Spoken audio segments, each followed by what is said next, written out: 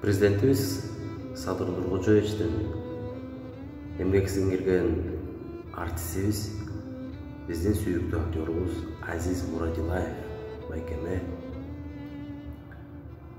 анын муктаждыгына,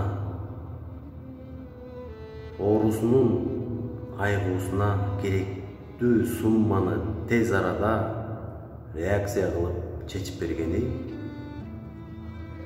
баарыбызды кубандырды жана таасирлентти. Алла Таалама чексиз шүгүрлөр болсун бизге ушундай татыктуу президент насип эткенде. Бир эле бул учур эмес, спортчулар болобу, манасчылыбызга болобу, Курам боюнча биринчиликти алып келген Каракебизге болобу, ушул сыяктуу мисалдарды келтирсек болот. Жакшы көңүл бөлүп, кабыл алып жатканы бул жакшы көрүнүш. Тилекке каршы биз дуа кылганда өзүбүзгө кылат экенбиз, жакындарыбызга кылат экенбиз, бирок эмнегедир көпчүлүгүбүз журт башчыбызга, президентибизге дуа кылбайт экенбиз. Мынакей ыйык жерде Мекке шаарында туруп, биз аксакалдар менен биргеликте журт башчыбызга дуа кылып, ага жана анын үй бүлөсүнө эки дүйнө бактылуулукту, өмүрүнүн берекесин берүүсүн, ден соолугуна береке берүүсүн Аллахтан сурап дуа кылдык. Элибиз кандай болсо, журт башчыбыз да ошондой болот. Бул хадистен келген экен. Эми тилекке каршы Азиз байке сымалуу оорулар толтура.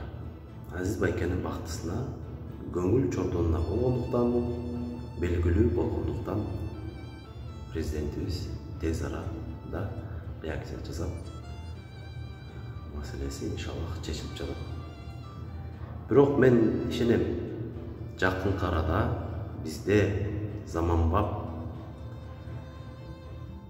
эмкана, шифахана пайда болот.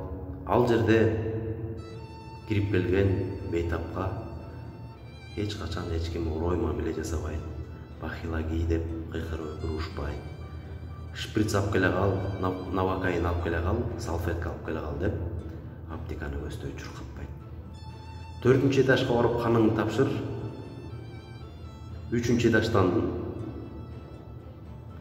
башка анализиңди тапшыр, анан Советский Донецкийге барып УЗИге түшүп кел, дагы бир нерсе кыл деп ары бери чуркатпаган, бир жерден анализин алган, бир жерден документтерин оформление кылган заманбап жакшы шифахана пайда болот. Бардык жабдуулар менен жабдыланат Кудай буйруса. Анан ошондо азыркыдай болуп, муктаж адамдар ар кимден үмүт өтүп, ар кимден суранып, акча чогултуп, кыйналып отурбай,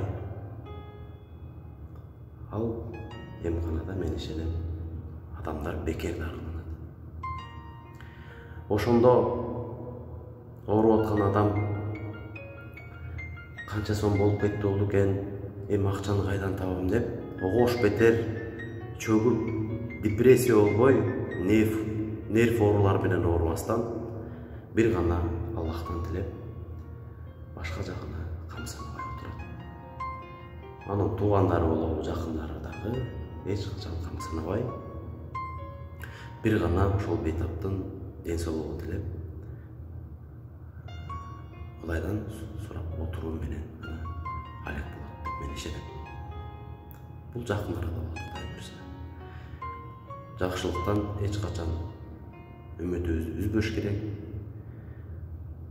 Бүгүнкү чолпондун операциясынын ийгиликтүү аякташы дагы бүткүл бардык кайдыгер эмес адамдардын дуасы жана ошондой эле садакасы буга себеп болду иншаллах.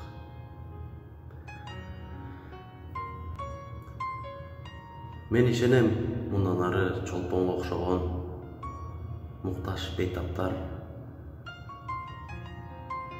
Индия калап же болбосо чет өлкөлөп ушул жака мусафир болуп жүрбөстөн өзүбүздүн заманбап шифаханабызда дарыланып, ошол жерден элибизде, жерибизде жана анча акча кыратпастан бекер дарыланат деп мен ишенем.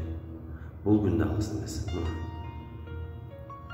Мен азыр айтып жатам, ишенип койгула. Бул күндө бат эле келет.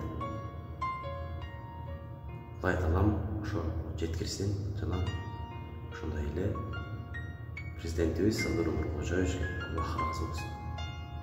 Биз азыркы учурда жамаат менен умрада жүрөбүз.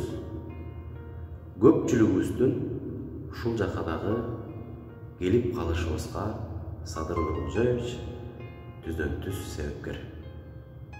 Аллах ыраазы болсун.